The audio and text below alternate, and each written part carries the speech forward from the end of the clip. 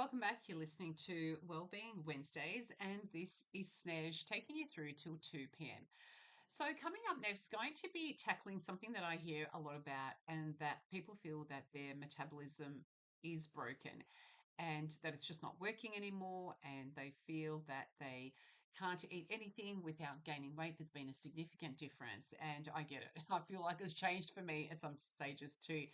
But especially when you hit 40, 50, or beyond, and suddenly the same habits that you've done to shift some body fat that have worked for years, all of a sudden it doesn't work. And the biggest thing for today is understanding that you can do a fair amount to help your metabolism regardless of age. So, over the next couple of minutes, we're going to unpack the 5 metabolism myths that are keeping people stuck and then give you some simple truths that you can start to improve your metabolism today, regardless of your levels of ability, your fitness, your age, your gender, whatever it is. There is definitely lots that you can do.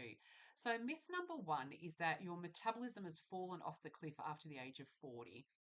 And large studies have actually shown that your metabolism stays remarkably stable from the ages of 20 all the way up to 60, and that the real drop doesn't actually happen until after the age of 60. So, what does then change around midlife that is causing that change that we can absolutely see? And your muscle mass, firstly, starts to naturally decline if you're not using it. Muscle burns a lot of energy. So, if we have that decline, that is what is going to impact our metabolism. Your hormones shift with perimenopause and more menopause, and therefore fat starts to store more around the middle instead of the hips and thighs. So we can experience that different weight gain that we can associate with a broken metabolism or a dive in our metabolism, but it's actually just the shift in hormones and the way that we are now storing fat. And if you feel like your metabolism kind of just like stopped overnight, it's less metabolism and it's more about your body composition, how much muscle mass you're carrying, and it's more about your hormones that are actually causing the change. So, one of the things that you can do is start your strength training, lifting weights 2 to 3 times a week, because every bit of extra muscle that you keep or add on is going to help to raise how many calories you're burning on a day to day basis.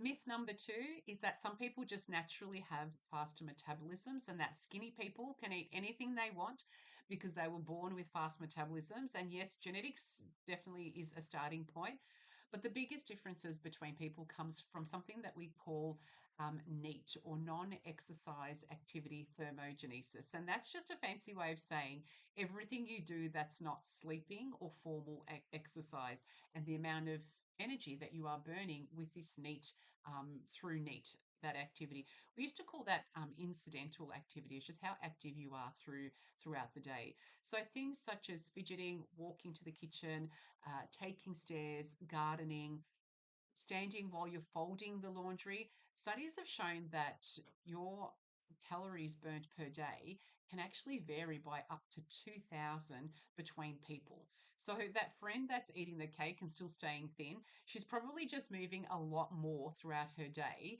than you actually think, and doing that consistently. So, some of the things that you can do is become a micro mover. So, stand up every hour, park further, taking 2 5-minute walks throughout the day. But small habits and building activity into your day is actually going to make a really big difference. So, the other thing that the next myth is that you need to eat fewer calories to speed up your metabolism. Now, this is a huge myth that the less you eat, the faster your metabolism is going to actually burn fat. This is actually backwards in what's actually happening, because your body is a survival machine. And when you slash calories too quickly and for too long, your thyroid output starts to drop. You start to break down muscle mass, and your body literally starts making changes to slow you down, and slow down its resting energy burn to survive what it thinks is going through a famine. So, crash diets don't actually rev up your metabolic engine. They're actually putting it in neutral or even slowing it down.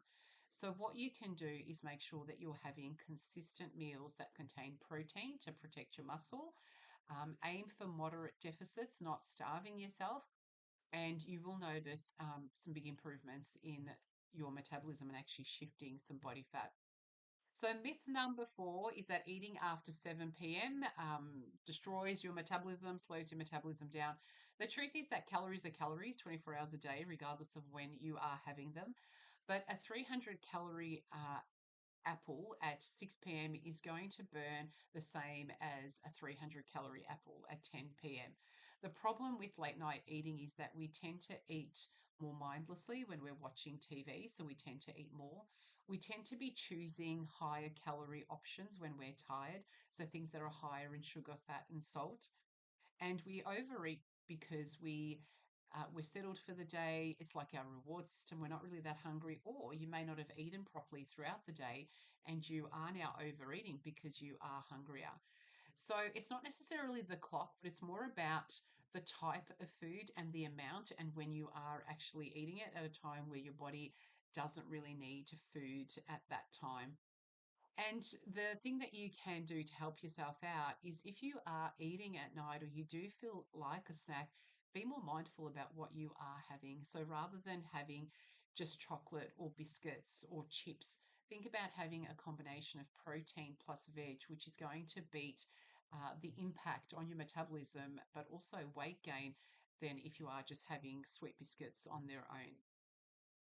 Myth number 5 is that you can't change your metabolism, that it's all genetics.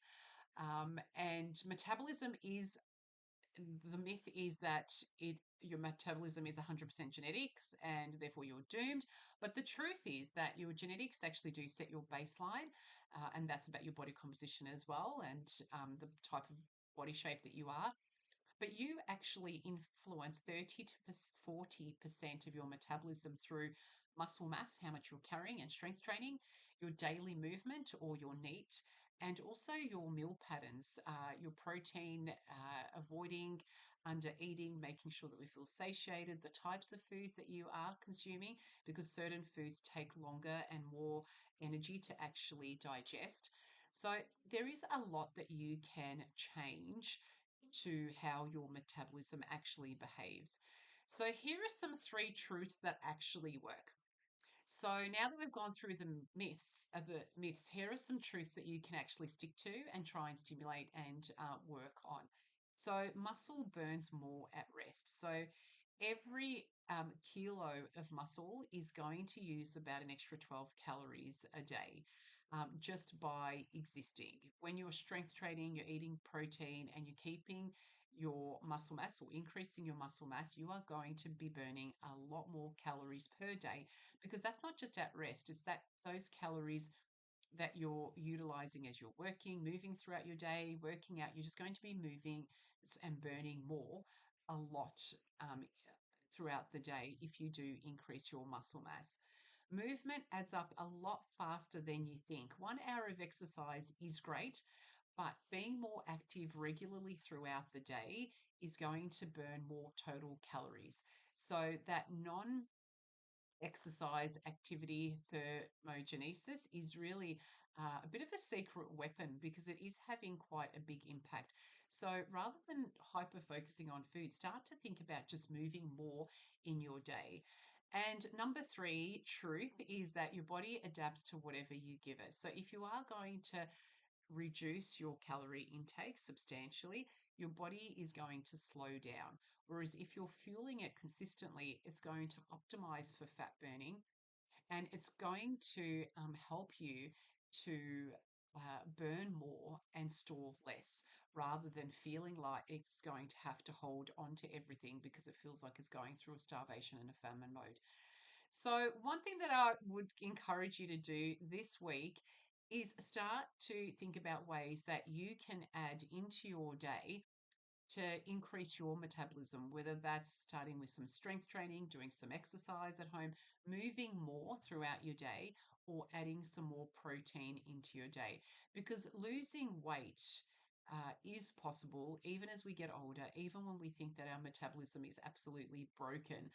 But you might be surprised that when you stop just trying to fight your metabolism, and actually you start working on how to improve on it, because you absolutely can, then you will start to see some significant changes. Stick around, you're listening to Snez, and this is Wellbeing Wednesdays.